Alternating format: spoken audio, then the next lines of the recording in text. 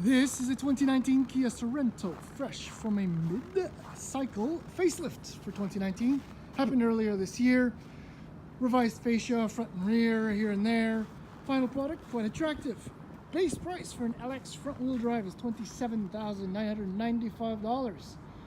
The winner in my book, however, is the LX all-wheel drive for $30,295. Heated steering wheel, Apple CarPlay, Android Auto, the all-wheel drive with the 2.4-liter four-cylinder engine, and you also get wireless phone charging. The list goes on and on and on. The Koreans have built a reputation on value packing their vehicles. It works in the base models, but as you go up in trims, the proposition kind of falters slightly. Case in point, my $48,865 SXL.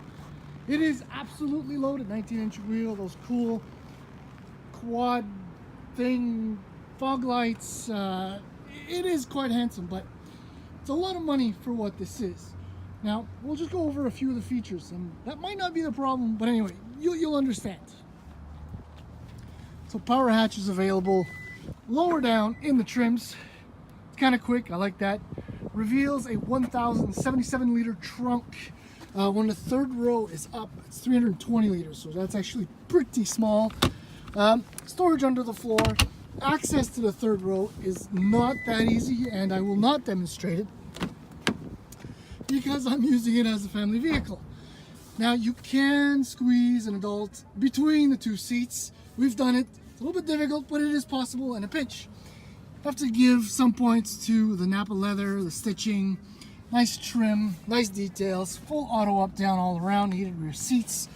Harman Kardon included in my SXL, and I do love these shades.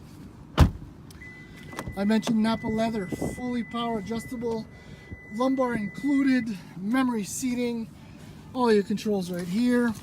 Now we're gonna get her started. It is cold, and I love this. There you go, boom. 8-inch screen, lovely, very functional. Love the screen too, and the gauges. There is one thing though, like the entire layout of the dashboard is not dated, but it's not modern either. It's kind of right on the cusp of going from one to the other.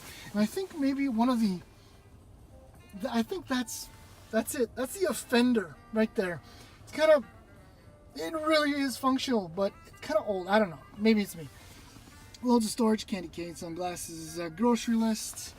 There's your drive mode button, which is essentially useless. We'll see about that. Good armrest, lots of storage there.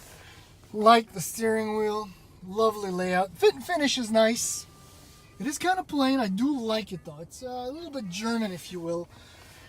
But that's it. So the trick with the Sorento is that on paper, wow, this thing is a winner. But if you go in with with an expectation of a good driving experience, the best way to describe the 2019 Kia Sorento driving experience is, if your expectations are low, you might be a little bit surprised. If your expectations are average, you'll be a little let down. And the list of reasons for that is I mean, it includes almost everything. Let's start with the front. 3.3-liter V6, 290 horsepower, 252 pound-feet of torque. I mean, it sounds like, you know, a lot of power, and on paper the efficiency is good. I mean, real world fuel economy, it is cold outside. I'm hovering in the 13-liter per 100 kilometers, which is fair, I suppose. But the power is marred by a mushy, lazy throttle response. And I'm currently in smart drive mode.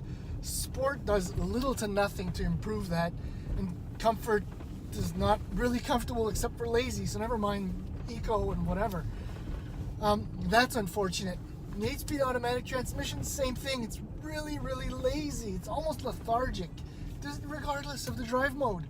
I mean, in sport, it just holds a gear longer, which, I mean, extends the noisiness from the V6. And I mean, if I skipped right to that, it's always a little bit noisy in here. I'm doing 40 and there's a little bit of road noise. But as soon as you hit 1K or 100 kilometers an hour, 110, ooh la la, it gets a lot of wind noise. It's kind of a lack of that finishing touch that a lot of modern SUVs now have. Ascent, CX-9, so on and so forth. So I touched on the 8-speed automatic transmission, also lazy. And then, as we move back, mushy brake pedal. Unfortunate. This thing has 11,500 and change kilometers, which is a lot for a press car. In the real world, maybe it works out to 25,000 normal kilometers. But at first, it's actually annoying and unpleasant as you gotta roll into the brake to come to a full stop. You do get used to it.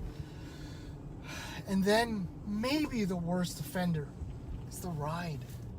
Right? Independent suspension up front, multi-link rear, independent obviously, but the dampers have no give. It's like there is no comfort to be had. I mean, unless the road is perfectly smooth, it's fine.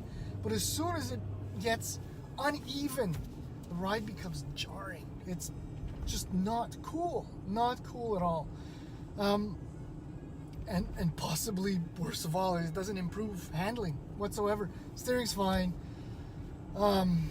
Yeah, so it's just not great, especially when you come in with slightly above average expectations as to what the driving experience might be like.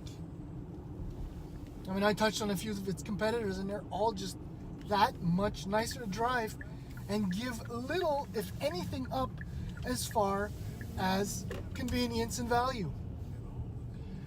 Slightly disappointing, if not very disappointing. 2019 Kia Sorento. There are a lot of options out there.